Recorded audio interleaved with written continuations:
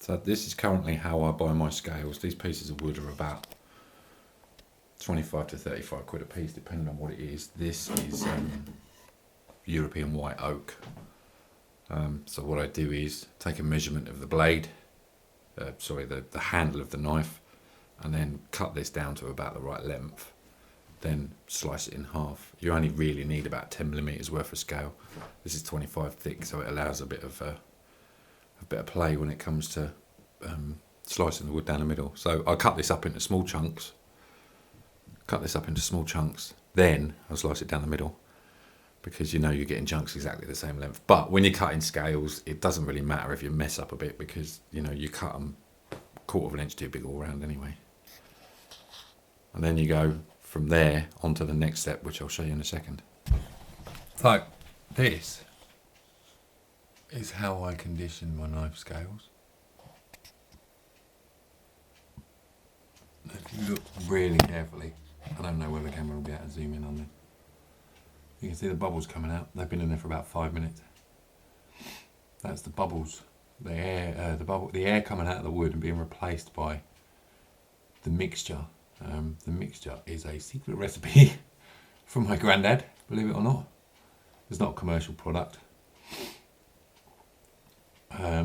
It works really, really well for conditioning wood for outside. Once the conditioning has been completed, you leave them in this for about 24 hours, take them out, leave them for a couple of days until they're completely dry. It works the same as other wood hardening processes or wood conditioning processes. There's a resin in there, and there's a solvent in there as well. Now the solvent evaporates and leave the solvent and the resin mixed together, soak into the wood while they're submerged. And then when you take them out, the resin evaporates. The solvent evaporates, leaving the resin behind, stiffening up the wood and making it tougher. But even with this process, you still need to coat the wood before you let it go out with like wax or oil or linseed oil, you know, cooking oil if you're really that way inclined. Wax of some description. I use olive oil and beeswax mixed together as my wax, and I can taint it with whatever colour I want using acrylic paints. There's lots of other stuff you can treat wood with, but this process doesn't necessarily make the wood waterproof. What it does is stop it from expanding and contracting under heat. So here we are, 24 hours later. You can see the bubbles are practically stopped. Most of the bubbles that are coming out now are just the ones that were stuck to the bottom and from the harder woods, which don't need to be soaked quite so much. So we'll get on with decanting these now.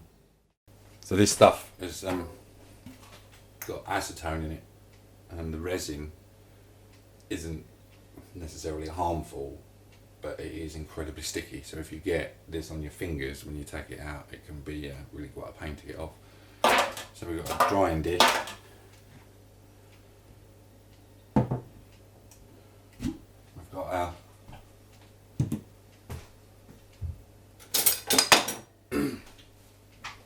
mixture. We've got our weights, which are basically just shot glasses filled with ball bearings. Now we can take our pieces of wood out. You have to get these out without touching them, otherwise you'll end up stuck. And also you can't really let them touch each other, because they'll end up stuck together.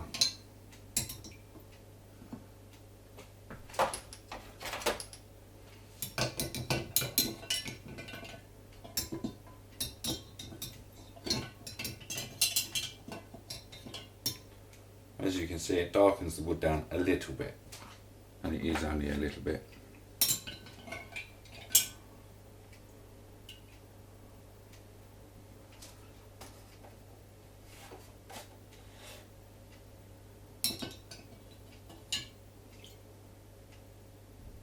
Now we just leave them to sit there for a few hours.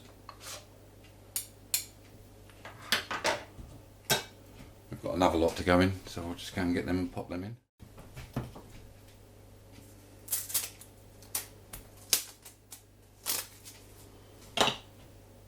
This stuff evaporates very quickly. And you can see the wood's pretty much dried already. Most of the acetone's evaporated off.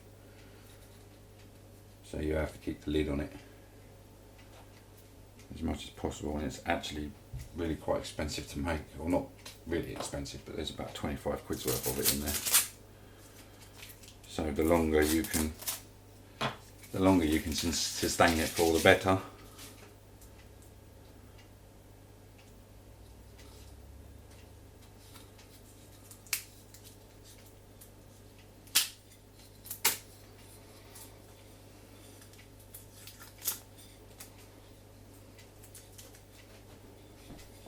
And obviously when we're putting things in this, we really don't want this getting in our eyes. So you have to put them in there quite carefully.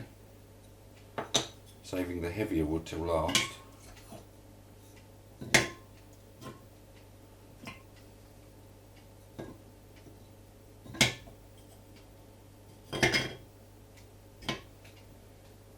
And then back in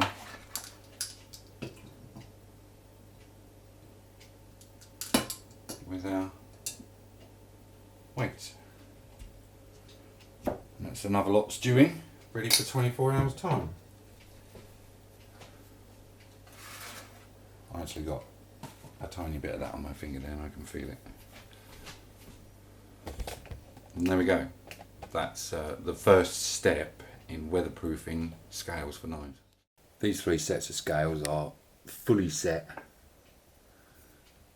They were put in the mixture probably over a fortnight ago. For 24 hours they were taken out and they've been left to dry in a tin for a while, because obviously they're sticky when they first come out. And then shortly after, and just basically after that, they've been left on the shelf. And it's quite hard to tell without moving them around, but you can actually see the way the resin has stuck to the wood and given them a slightly glossy finish. Obviously it shows up more in some places than it does in others, but you can see all 3 of them have actually got a glossy finish. That's basically how I prepare knife scales. I prepare wood for pens in the same way. I prepare just about everything. Any wood that's going to be used in the weather is prepared like that. The final stage is giving it a coat of something waterproof, but that literally is just some wax or varnish if you really like, but I hate using varnish on wood, so I generally use my own breed of slightly thinner wax that soaks in the wood slightly better, some proper wood finishing wax, or boiled linseed oil. Anyway, yeah, thanks for taking the time to watch. You now know how to prepare knife scales for outdoor use, aside from applying a bit of wax or some waterproofing finish at the end. And I will see you on the next video.